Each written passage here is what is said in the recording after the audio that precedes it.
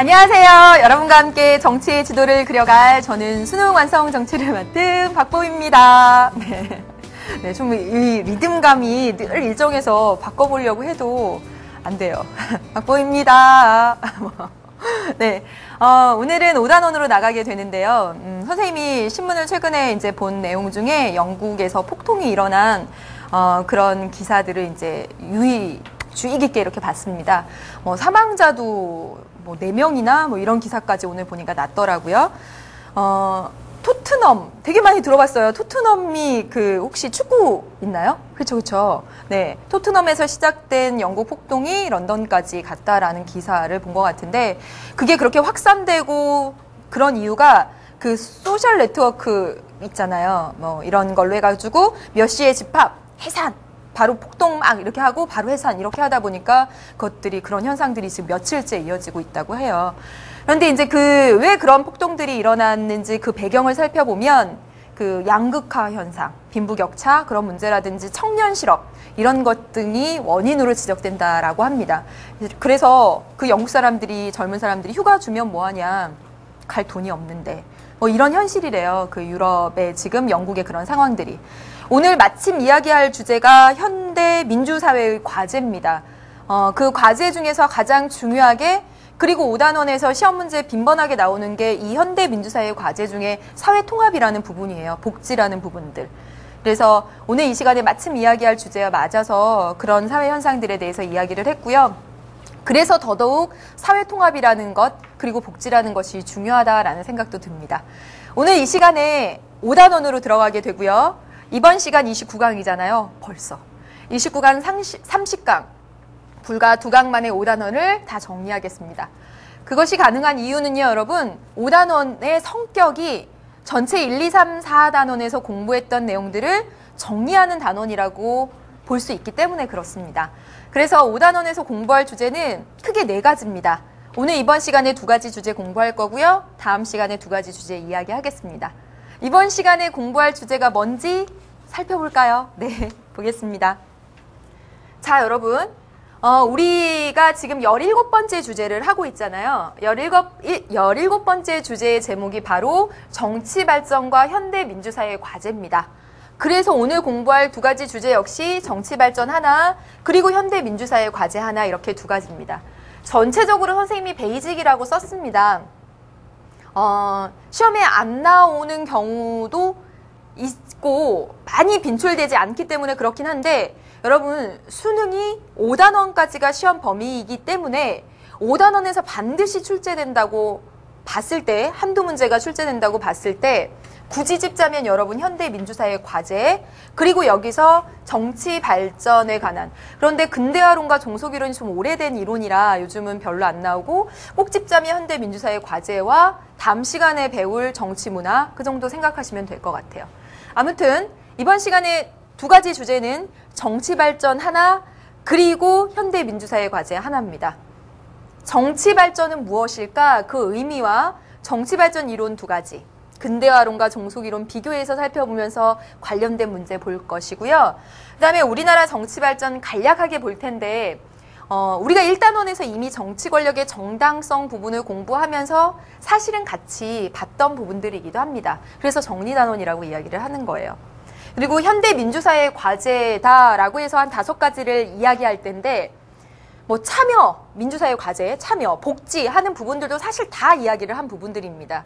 그러니까 정리다라고 이야기를 하는 거고 특히 현대 민주사회 과제 중에 사회통합을 중요하게 이야기를 하게 되겠습니다. 사회통합. 네. 그래서 사회통합 중심으로 해서 현대 민주사회 과제 한 5가지 정도 좀 이렇게 쭉 정리 한번 하는 것으로 오늘 이 시간 이렇게 딱 하면 될 것 같습니다. 네, 그럼 정치 발전부터 차근차근 보도록 하지요. 자, 보세요. 지금 보시면 정치 발전의 의미가 나와 있습니다. 첫 번째, 절대로 외우실 필요 없고 정치가 발전하는 게 정치 발전이에요. 근데 보다 더 유식하게 이야기를 해보면 국민들의 요구를 충족시킬 수 있는 정책을 만들어내고 그 정책이 사회 통합을 달성해서 그런 사회 통합을 달성시키는 그런 국가의 능력이 커지는 것. 그게 바로 정치 발전입니다. 다시 얘기하면 온 국민이 원하는 정책을 만들어내서 사회가 하나로 모아져가는 그런 것들을 잘하는 그런 나라가 되는 것, 그게 바로 정치 발전이에요. 네, 그냥 한번 들어두세요. 어렵게 말로 썼어요. 정책을 마련해서 사회통합을 달성하는 정치체제의 능력이 향상되는 것이라고 어렵게 썼는데 모든 국민을 만족시킬 수 있는 정책을 만들어내고 하나로 국가를 모으는 그런 국가의 능력이 커지는 것, 이렇게 생각하면 되겠습니다. 당연히 정치가 발전하기 위해서는요, 제도도 훌륭해야 되고 참여 문화도 형성되어 있어야 되죠. 당연히 그 나라 정치가 발전하기 위해서는요, 그 정치 권력의 정통성과 효율성이 있어야 돼요. 정치 권력의 정통성이 없는, 다시 말해서 독재 정권이 이렇게 잡고 있는 나라가 정치 발전이다라고 말할 수 절대 없는 거잖아요. 그렇죠? 그 다음에 권력 구조의 기능의 분함이 전문화라고 했는데 무슨 얘기냐면 이 권력 분립의 원칙이 권력 입법부, 사법부, 행정부 하는 권력기관의 분립과 그 권력기관 간의 상호 견제와 균형, 효율성을 달성했을 때, 그랬을 때 정치가 발전한다라고 이야기할 수 있다는 것이죠. 네, 보겠습니다. 다음이요. 이제 문제를 볼게요. 이제 정치 발전과 관련된 문제를 6문제 보도록 하겠습니다. 네, 문제 보면서 이렇게 나오는구나, 그렇게 한번 익히시면 돼요, 여러분. 어렵다 생각하실 거 전혀 없습니다. 정치 발전을 이루기 위해서는 다양한 영역에서 발전과 개선이 동시에 이루어져야 하는데 먼저 불합리하게 적용되어 왔던 국민의 권리를 억누르는 그런 법 제도를 개선해야 되겠다. 뿐만 아니라 언론이 제대로 된 기능을 수행할 수 있도록, 언론의 자유가 없는 나라는 정치가 발전한 나라, 민주주의 국가라고 할 수 없는 거잖아요. 그렇죠? 권력 기관들 간의 견제와 균형의 원리, 권력 분립의 원칙이 잘 지켜지고 있고, 무엇보다 중요한 것은 시민들이 정치 과정, 우리 정치 과정 2단원에서 배웠는데요, 여러분. 정치 과정 뭐죠? 사람들의 요구와 지지, 투입이 국가기관에 들어가서 그것이 반영된 정책이 뽕 하고 산출돼서 나오고 다시 국민들이 거기에 반응해서 또 투입하고 산출하고 하는 이거 돌아가는 과정. 그게 바로 정치 과정이었죠. 그렇죠? 여기에 적극적으로 관심을 가지고 항상 참여하는 태도를 지닐 때 정치 발전이 가능하다라는 얘기죠. 보겠습니다. 1번. 기업. 정치 발전이라고 하는 것은 이런 사회 문제를 해결해서 좋은 정책을 만들어내는 정치 체계의 능력이 커지는 것. 네, 맞네요. 네, 맞습니다. 1번. 그다음에 2번. 니은을 강화하기 위해서는, 언론이 제대로 된 기능을 수행하기 위해서는 보도 내용에 대한 사전 검열해야 된다. 사전 검열은 안 되죠. 그건 언론의 자유가 아닙니다, 여러분. 2번이 틀렸습니다. 나머지 확인해 보도록 할게요. 권력 분립의 원리를 실질적으로 구현하는 것이, 그렇죠, 견제와 균형의 원리를 실현하기 위해 필요하죠. 권력이 분립됐을 때 서로 견제와 균형이 되는 거니까 맞네요. 4번 보세요, 여러분. 산출된 정책의 이행뿐만 아니라 투입 과정에 대한 적극적인 관심과 의사표명이 중시된다. 정치 과정에 참여해서 당연하죠. 정책 산출뿐만 아니라 투입에 관심. 맞습니다. 5번. 현대국가에서 주기적으로 시행하는 선거에 투표하는 것, 참여의 가장 기본적인 방법이죠? 맞네요. 네. 보겠습니다. 닮은 꼴 문제예요. 왜 이건 이렇게 발음이 안 될까요? 닮은 꼴. 네. 정치 발전을 위한 과제를 나타낸 것이고요. 정치 발전하기 위해서는 기업의 언론의 권력 비판 기능의 확대. 다시 말하면 언론의 자유예요. 언론의 자유. 그 다음에 행정부의 내부적 통제 강화. 네. 그 다음에 시민 참여의 활성화. 그쵸? 정치 발전을 위해서 언론의 자유, 행정부 내부의 통제, 그 다음에 참여. 중요하다라는 그런 표입니다. 그럼 볼게요. 하나씩 봅시다. 기억. 언론의 자유를 위해서 표현의 자유를 실질적으로 보장할 때 활성화될 수 있다. 언론의 자유는. 그렇죠. 네. 표현의 자유가 보장될 때 가능한 거죠. 맞습니다. 니은. 행정부의 내부적 통제 강화를 위해서 명령, 규칙, 처분, 심사 제도를 확대 시행할 수 있다. 여러분, 명령, 규칙, 처분에 대한 심사권은 대법원이 갖습니다. 대법원이 행정부를 견제하는 거죠. 그것은 행정부 내부의 통제가 아닙니다. 틀렸네요. 디귿. 참여는 그렇죠. 참여가 대의제의 한계를 보완하는 하나의 대책. 대책이 되죠, 대책이. 맞습니다. 네. 리을. 기억은 시민의 인권을 보호하는 기능을 할 수 있지만 니은은 그렇지 않다. 여러분 보세요.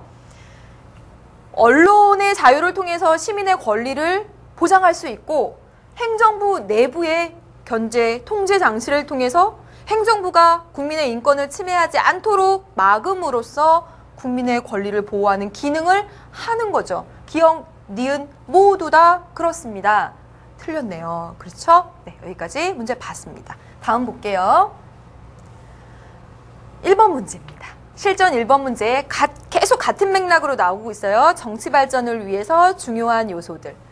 지금 보면 정치 발전의 요소로 다음과 같은 것들이 있는데 계속 같은 맥락이죠.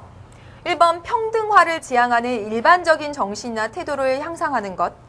그 다음에 더욱더 많은 사람들이 종속적 지위에서 벗어나 시민의 지위를 획득하는 것과 관련이 되기 때문에 평등화 지향하는 건 굉장히 중요하다. 정치 발전을 위해서. 여러분 보시면 누군가 보다 더 우월하고 누군가는 낮다면 그 사회가 정치 발전을 기대할 수 있는 사회라고 볼 수가 없잖아요. 평등화 지향. 그 다음에 두 번째로 정부의 문제 해결 능력이 커졌을 때 그때 정치 발전을 기대해 볼 수 있겠죠. 이는 정부가 어떤 사회적 문제를 보다 신속하고 공정하게 그리고 정의롭게 해결하는 것을 뜻한다고 하네요. 마지막으로 분화와 전문화의 확산, 다시 말하면 권력 분립처럼 분립되어 있고 서로 견제와 균형, 효율성을 그런 가운데 높아지는 것이고요. 이는 정치와 관련된 기구나 단체들이 보다 전문화된 일을 수행하며 이것은 사회통합에 기여하게 되는 것이다. 이렇게 했습니다. 볼게요.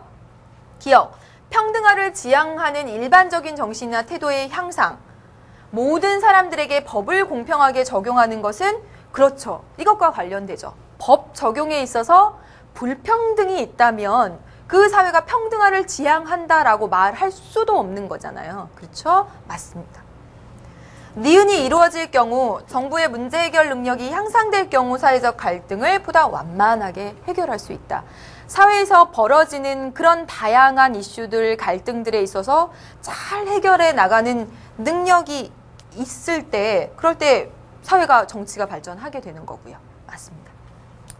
디귿, 분화와 전문화의 확산은 업무 영역을 둘러싼 국가 기관 간의 대립을 심화시킬까요? 분화되고 각각의 영역들이 전문화되어 있다면 오히려 더 국가기관 간의 갈등이 줄어들죠. 각각의 영역들이 딱 전문적으로 보장되어 있는 거니까. 3번이 틀렸네요. 디귿이 틀렸네요. 리을. 기업과 니은은 평등화의 지향이라든가 정부의 문제 해결 능력의 향상 이런 것들은 개인주의적 가치관이 확산될 때 제대로 정착될 수 있다. 여러분, 분명히 여러분 착각하면 안 되는 게 이 개인주의를 나쁜 용어로 생각합니다. 아니죠, 여러분. 그쵸? 이기주의가 나쁜 거고 여기서 개인주의라고 말하는 것은 근대의 그런 가치관 같은 건데 자신의 권리를 보장하려고 자신의 권리를 주장하는 그런 것들을 의미합니다. 자, 보세요. 개인주의적 가치관, 나의 권리 이런 것들을 주장할 수 있을 때 평등화 지향 그리고 그런 것들을 요구하면서 정부의 문제 해결 능력 향상도 더 나아지게 되는 것이고요. 이게 기반됐을 때 이것이 가능하다라고 말하는 것 얼마든지 가능한 이야기입니다. 네, 맞습니다. 다음 2번 문제 볼게요. 또 마찬가지 문제 보세요. 정치 발전을 이루기 위해서는 전근대적인 요소를 척결하고 근대적인 요소를 확산시켜야 되는데 그 근대적인 요소의 확산이란 무엇인가 그랬더니 그것은 서구 사회의 발전을 이끌었던 여기 나오네요, 여러분. 개인주의, 합리주의, 업적주의와 같은 태도입니다. 개인주의 나쁜 것이라고 생각하면 안 돼요. 자신의 권리를 주장하고 요구할 수 있는 그런 주의를 생각하시면 돼요. 1번, 없는 것입니다. 1번, 개인의 권리 보장을 우선하는 태도. 나의 권리를 요구할 수 있는 태도. 맞네요. 그쵸? 여기. 개인주의에 들어가니까. 그쵸? 2번, 전체를 위한 개인의 희생은 당연하다는 의식. 상반되죠. 그쵸? 개인주의와 상반되는 전체주의적 태도입니다. 아니죠? 2번이 정답이죠? 네. 어떤 주장에 대해서 그 근거를 명확히 확인하려는 태도, 뭐 과학적 태도라고 해야 될까? 좀 합리적 태도? 뭐 이렇게 볼 수가 있겠네요. 네. 그다음에 4번, 부당한 국가 권력 행사에 대해서 저항할 수 있다. 권리를 주장할 수 있다. 개인주의와 조금 관련이 있습니다. 5번에 보시면 사회 구성원은 노력한 만큼 정당한 몫을 가져가야 한다는 것, 업적주의와 연결시킬 수 있겠네요. 틀린 것, 아닌 것. 2번, 전체주의적 생각 틀렸죠. 그렇죠? 네. 다음 이제 또 보겠습니다. 다음은 교사가 수업 시간에 제시한 자료고요. 여러분 고득점 3번으로 지금 넘어왔습니다. 예, 볼게요. 이 수업의 주제로 가장 적절한 것은 그랬네요. 각 국의 국민들이 경우 지방자치제도가 활성화되어야 한다고 믿고 있어요. 그렇게 생각을 해요. 그러면서 지방자치 선거의 참여율은 매우 낮다. 우리나라 국민들 같지 않아요? 그렇죠? 지방자치가 발달해야 된다라고 얘기하면서 투표율은 맨날, 예, 이번엔 물론 작년에 좀 높았지만 높아도 50몇 %였죠. 예. 을국 국민들은 시민단체의 활동이 정치 발전에 있어서 굉장히 긍정적이라고 생각하지만 실제 시민단체에 가입하여 활동하는 국민들의 비율은 매우 작대요. 우리나라 같네요. 그렇죠? 네. 그 다음에 볼게요. 병구 국민들은 의회 선거에서 한때 90%가 넘는 투표율을 기록했어요. 하지만 갈수록 투표율이 떨어져 최근에 치러진 의회 선거의 투표율은 50% 겨우 넘었네요. 우리나라 같네요. 네. 네. 네. 다 얘기들을 보면 같은 맥락이죠. 생각은 하고 있는데 그렇게 행동들을 안 하고 있는 겁니다. 다음 이 수업 시간에 제시한 이 수업 자료들의 주제예요. 1번. 지나친 정치 참여 때문에 나타나는 부작용이에요. 지금 참 안 하잖아요. 틀렸네. 보편적 시민의식의 함양을 위해 필요한 조건. 여러분, 일반적인 시민이라면 가져야 될 의식들, 뭐 관용의 태도, 개방적인 자세, 뭐 공동체 의식, 막 이런 거. 지금 그런 얘기는 눈 씻고 찾아봐도 없는데, 네, 그렇죠? 3번, 시민들의 정치 참여 태도에서 드러나는 문제점. 정치 참여 태도에서 드러나는 문제점들이라고 할 수가 있겠네요. 그렇죠? 네. 3번이 정답이 되겠습니다. 3번. 정치 참여 태도가 좀 열심히 하지 않아요. 마음만 그렇게 생각하고. 4번 보시면 대표자에 대해 시민들이 가지는 불신감의 발생 원인 관련 없고요. 마지막 5번. 정치 제도와 의식 간의 부조화로 인해 발생하는 문제. 자, 여러분 봅시다. 5번은 찍을 수도 있나요?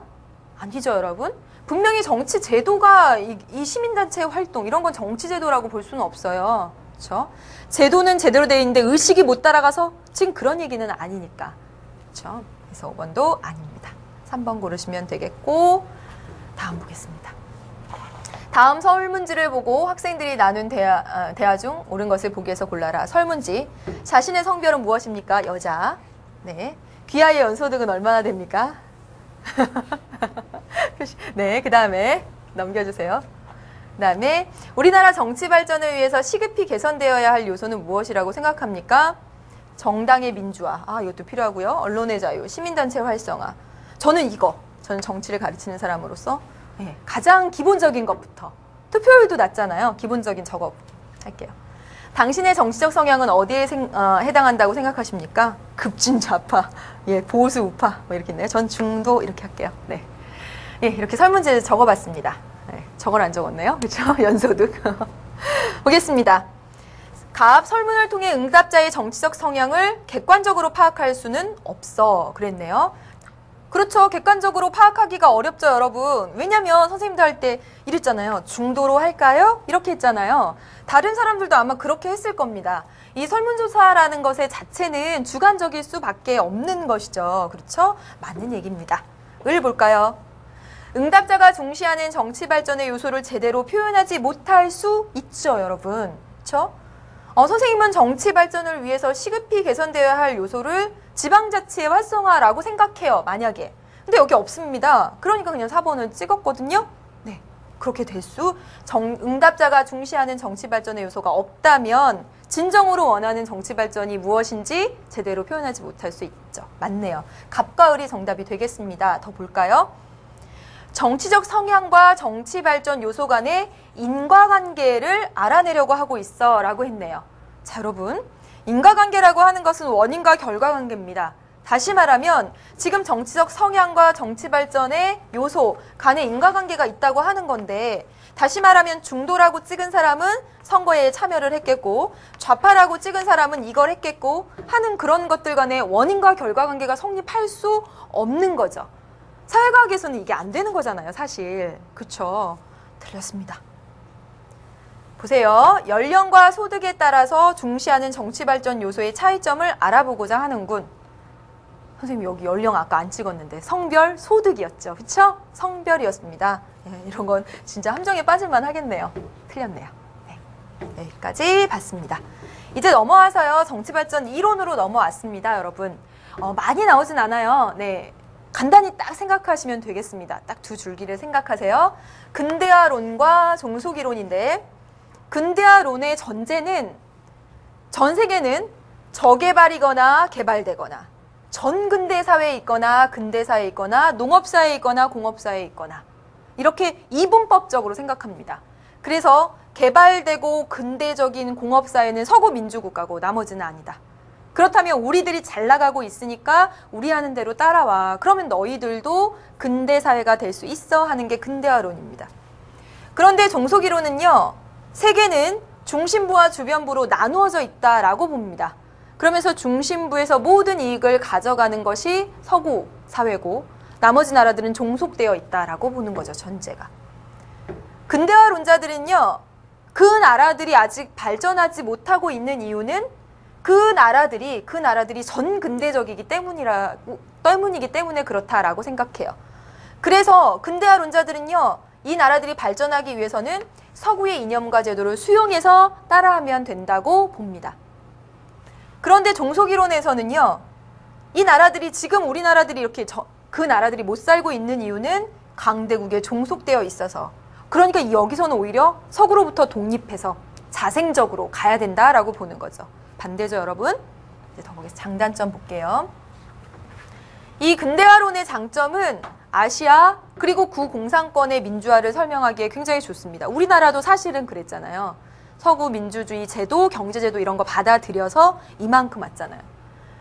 근데 이제 문제점은 뭐냐면 사회 진화론에 입각해서 다시 말하면 사회가 가장 발전된 사회가 있고 발전하지 못한 사회가 있는데 가장 발전한 사회는 서구 사회고 아닌 사회는 나머지 사회고 이렇게 보는 게 사회 진화론적 시각이에요. 그래서 사회 진화론적 시각에 입각해서 굉장히 서구 중심적으로 생각하죠. 그렇죠? 각각의 나라들마다 그 문화와 그 사회에 맞는 다양성이 있는 것인데 그것을 무시하고 있는 그런 단점이 있습니다. 종속이론은 좋은 점은 이 라틴 아메리카 국가들의 정치적 혼란을 설명하는 데 적합해요. 왜냐하면 이 라틴 아메리카 국가들이 정말 서구의 제도를 이념을 받아들였는데 발전을 못했어요. 네, 그래서 그 혼란을 설명하는 데 적합합니다. 근데 문제점은 뭐냐면 사실상 서구 민주주의 제도가 잘못됐다라고 보는 건데 사실 이념과 제도의 그 우수성을 너무 깎아내리고 있습니다. 너무 이념과 제도를 너무 깎아내리고 있다는 문제점이 또 있죠. 그래서 극과 극입니다. 보시면. 네, 보겠습니다. 그래서 이 지금 그림은요. 이해하라고 여러분 심화 자료에 있는 그림만 딱 따왔어요. 종속이론에서 중심부와 주변부의 관계인데 그 종속이론가들은요. 선진국 내부도 중심과 주변으로 나누어져 있고 후진국도 역시 중심과 주변으로 나누어져 있대요.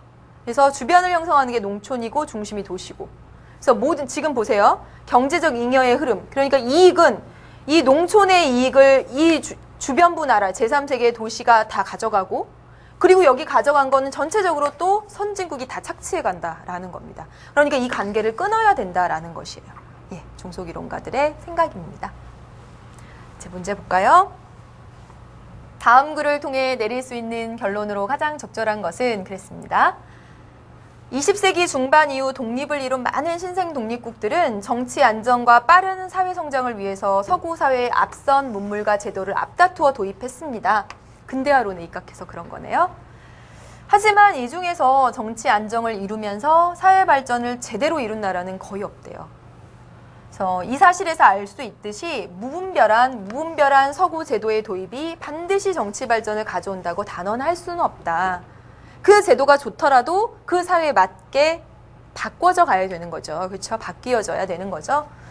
1번, 서구 선진국의 정치 제도는 보편타당하게 늘 옳다. 아니죠. 그렇죠? 정치 발전은 단선적이고 일직선적인 방향으로 이루어진다. 단선적이고 일직선적이다. 이거 근대화론의 시각입니다.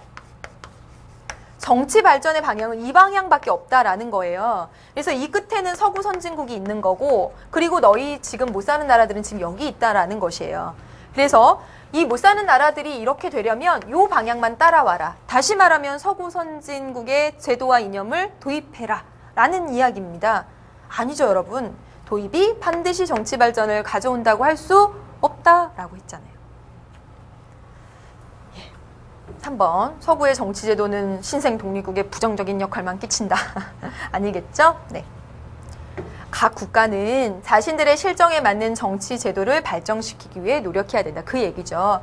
제도를 도입했다고 해서 발전을 제대로 이룰 수 없었다면 무분별한 도입이 정치 발전은 아니다. 결론 4번 하시면 되겠습니다. 5번마저 보면 자생적인 정치 발전을 위해 서구의 정치 제도를 참고해서는 안 된다. 말도 안 되네요. 다음 보겠습니다. 고득점 1번으로 넘어왔습니다. 여러분, 정치 발전과 근대화의 관계를 나타낸 이런 그래프입니다. 지금 보시면 이 A는요, 정치 발전과 근대화가 역의 관계가 있네요. 그래서 근대화가 안 될수록 이 나라는 정치가 발전하는 거죠. 일반적인 것과 반대입니다.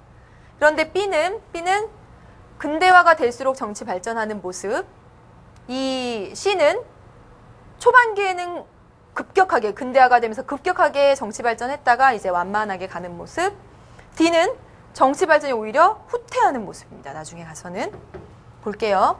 A에 따르면 근대화가 이루어질수록, A에 따르면 근대화가 될수록 정치 발전은 오히려 안 되고 있죠? 맞네요. 네. D는 근대화와 정치 발전이 음의 상관관계에 있음을 보여준다. 그런데 여러분 보세요. 여기까지는 정의 상관관계잖아요. 근대화 될수록 정치 발전되고 있잖아요. 여기가 음이죠. 그쵸? 그러니까 전체적으로 음이다라고 보면 안 되죠.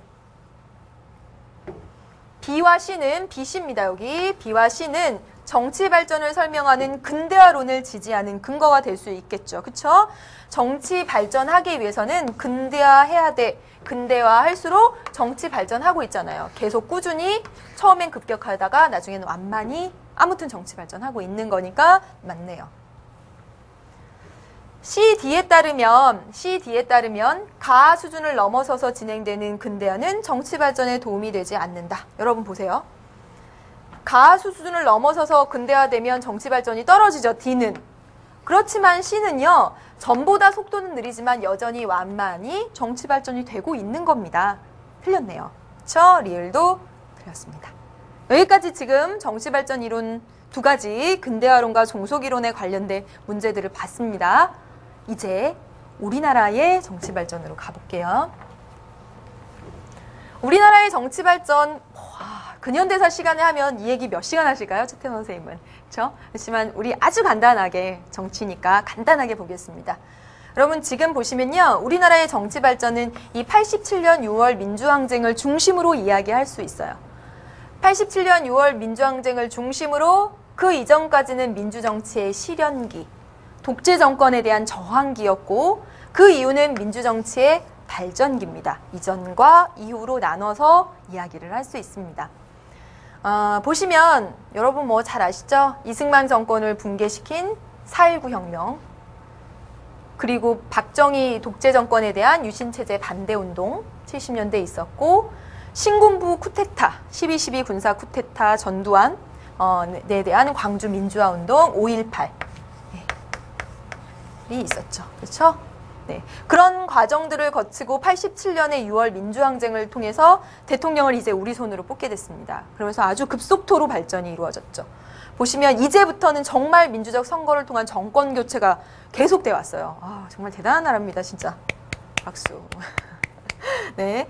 이익단체와 시민단체와 이익집단의 활성화, 이게 다원화 사회, 민주화 사회가 될수록, 그러니까 여러분 이익집단은 우리가 공부를 하는데 이익집단 나쁘다 이렇게 생각하시면 안 되는 거예요, 여러분. 네. 당연히 권리 주장을 할 수 있어야지만 민주주의 사회가 되는 겁니다. 인권에 대한 이야기 진짜 많죠. 헌법소원 이런 것들 정말 건수가 계속 늘어나고 있습니다. 민주적 의식 수준도 높아졌고요. 네. 내용 봤으니까 문제 볼까요? 네, 보겠습니다. 다음은 우리나라 정치 발전과 관련된 사건들이고요. 보시면 이승만 정권의 독재와 부정선거, 3.15 부정선거였네요. 그쵸? 이거에 시민들이 저항하였고 그 결과 4.19 혁명이죠. 혁명이었습니다. 혁명입니다.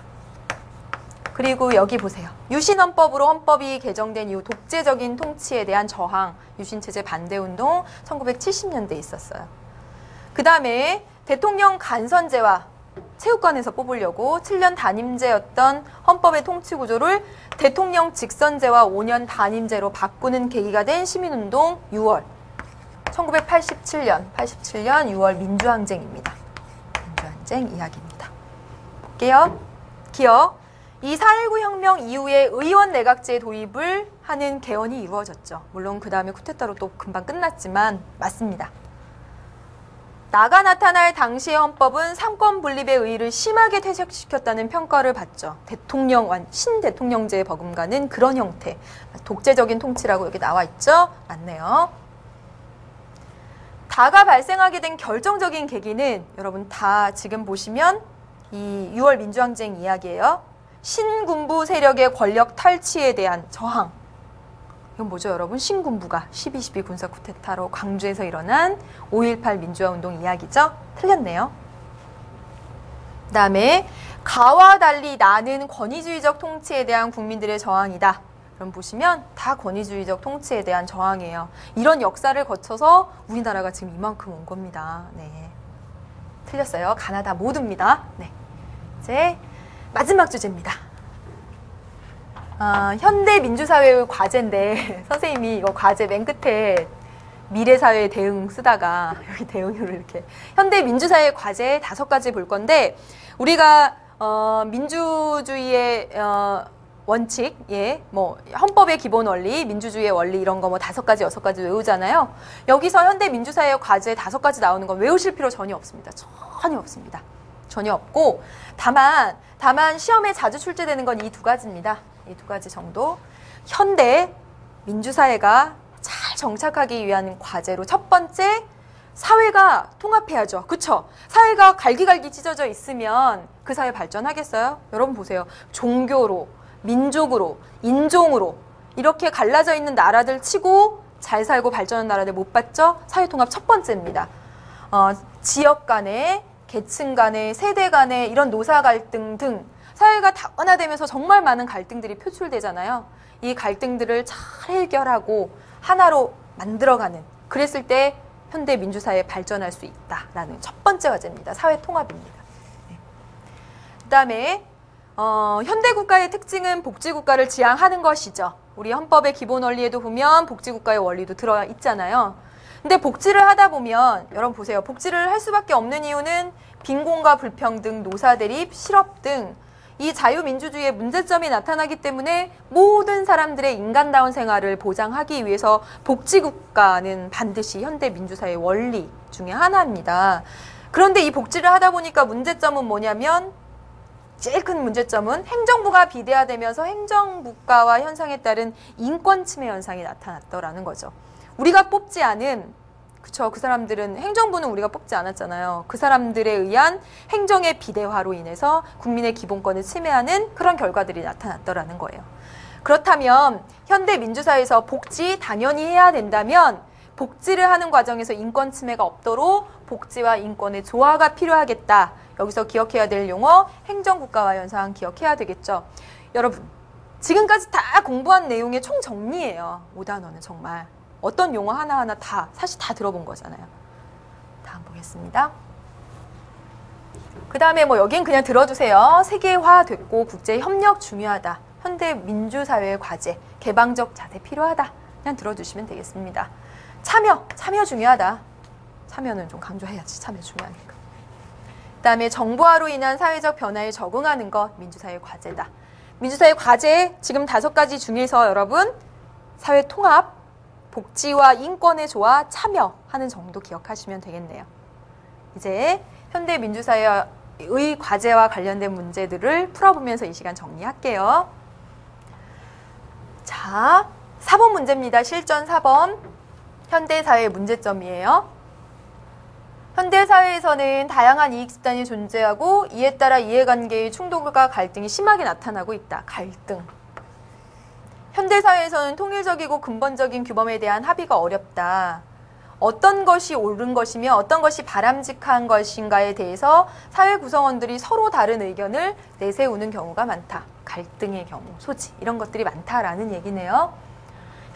현대사회 문제점 한번 해봅시다. 사회적 약자의 생존권 보장이 어렵다. 정치 권력의 독점화가 쉽게 이루어진다. 3번 사회 통합을 이루기 어려운 경우가 많다.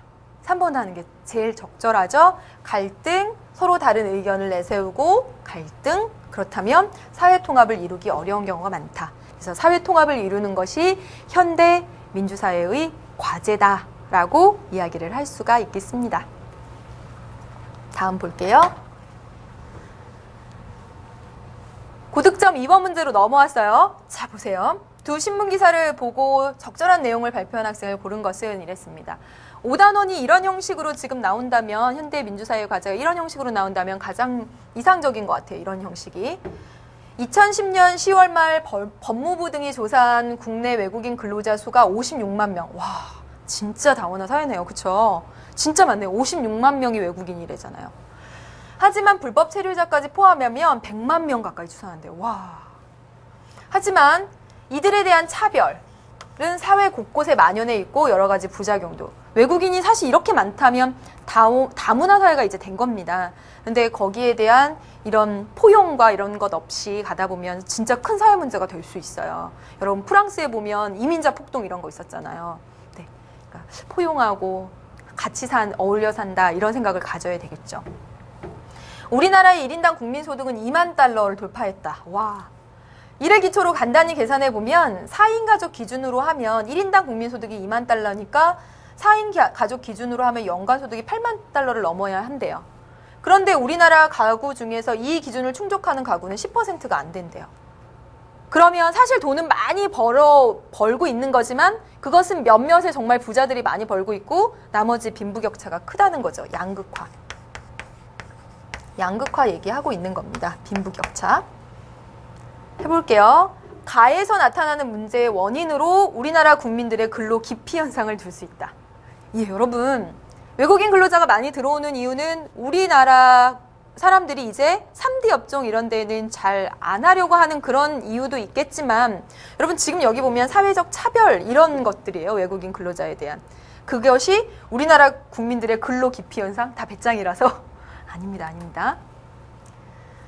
가에 나타나는 문제의 근본적인 해결을 위해서는 이주 노동자들이 빨리 한국 전통 문화를 습득해야 된다. 이들이 한국 사람처럼 이렇게 하면 해결되나요? 아니죠. 우리가 우리와 같이 더불어 살아가는 진짜 이웃이라고 생각하는 게 더 필요하죠. 아니네요. 나에서 나타나는 문제를 해결하기 위해서 정부는 사회적 형평성을 강화하는 정책, 여기 양극화 현상이 나타나니까 맞네요. 나는 사회 통합을 강화하기 위한 정치적 과제가 우리에게 놓여 있다는 사실을 보여주고 있죠. 그렇죠? 우리나라에 온 외국인 근로자와 그 다음에 우리나라 국민들 사이의 그런 문제들, 또 여기서 양극화 이런 것들은 사회 통합이 절실함을 보여주는 그런 과제들입니다. 맞습니다. 다음 문제 보겠습니다. 5번. 다음은 어떤 정부가 시행하고자 하는 정책들을 나타낸 것이에요. 실업수당 지급액을 줄이고 지급기간도 축소한다.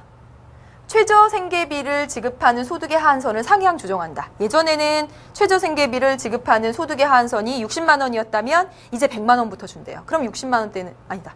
예, 맞죠? 100만 아니다. 하한선이죠. 60만 원까지 줬다면 이제 50만 원부터 준대요. 그럼 60만 원 벌었던 사람들 못 받는 거잖아요. 그렇죠? 네. 공공근로 예산을 삭감하고 의료보호 대상자의 수혜폭을 줄여나간다. 전반적으로 보면 뭐냐면 복지 축소입니다. 그렇죠?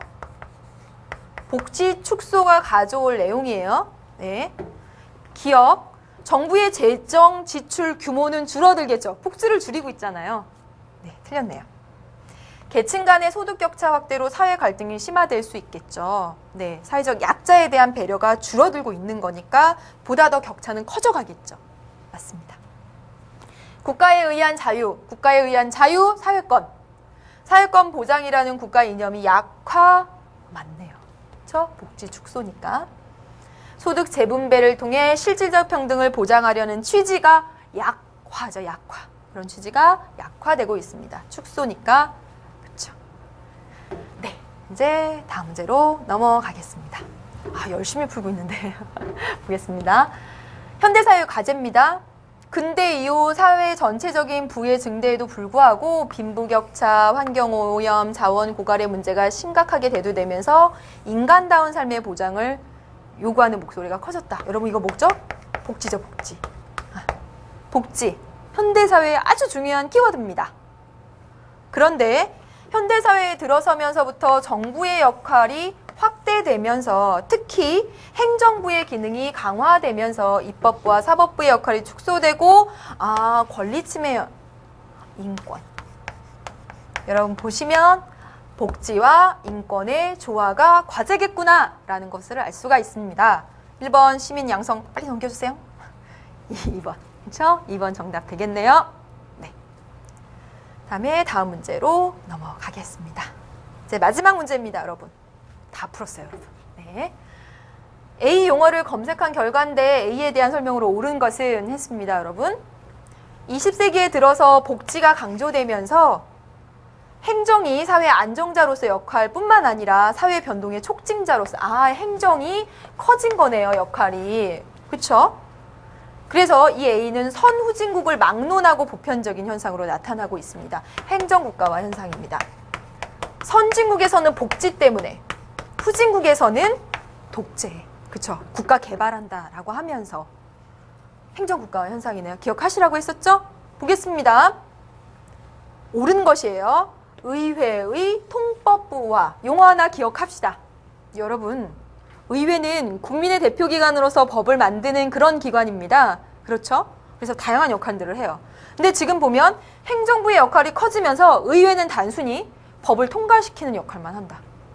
네, 맞죠? 의회의 약화를 이야기하고 있는 것 1번 맞습니다. 그럼 다음 나머지 확인해 볼게요. 2번. 전체주의 국가에서 안 나타나요? 더 심해요, 여러분. 행정부, 국가, 정부의 권력. 3번. 옴부즈만 제도의 시행으로 더욱 심화되고 있다. 옴부즈만 제도는 이 행정국가 현상에 대한 통제입니다. 통제. 그쵸? 시민감시관. 틀렸습니다. 자유방임주의 원리가 강화되면서부터 발생했다. 여러분, 자유방임주의라고 하면 국가의 역할이 축소되는 겁니다. 정부의 역할이 작아지는 거예요. 강화가 아니라, 아니죠. 강화가 아니죠. 이거. 자유방임주의 원리와 행정국가 현상은 이렇게 반대로 가죠. 5번. 입법부와 사법부의 역할에 대한 불신을 심화시키는 계기가 되었다. 물론 행정부의 비대화가 있으면 입법부에 대한 위기를 이야기합니다. 그렇지만 여기서 사법부에 대한 믿음도 떨어졌다. 이렇게 말할 수는 없는 겁니다. 불신? 행정국가화 현상 때문에 의회주의 위기를 이야기할 수는 있지만 이렇게까지 이야기하기는 좀 그렇죠. 정답 1번 고르시면 되겠습니다. 네, 여기까지 다 했네요, 여러분. 여러분, 오늘은 5단원의 첫 번째 시간, 주인공은 정치발전과 현대민주사회의 과제였습니다. 정치발전 이야기하면서 정치발전의 의미와 관련된 문제들 봤죠? 정치발전 이론과 관련된 문제들 봤어요. 그리고 우리나라 정치발전 이야기를 아주 간단하게 했습니다. 그리고 지금 본 것은 현대민주사회의 과제입니다. 선생님이 5가지 있다고 했는데 그중에 3가지만 기억하라고 했죠? 복지와 인권의 조화, 그러면서 행정국가화 현상 나왔던 거, 참여, 그리고 사회 통합이었습니다. 그게 중요해요. 네, 오늘 이 시간 이렇게 정리를 하고요. 다음 시간은 5단원의 마지막 시간이면서 문제 여기 본 내용 마지막 시간, 다음 시간에 이제 만나도록 하겠습니다. 오늘도 너무 수고 많으셨어요, 여러분. 안녕.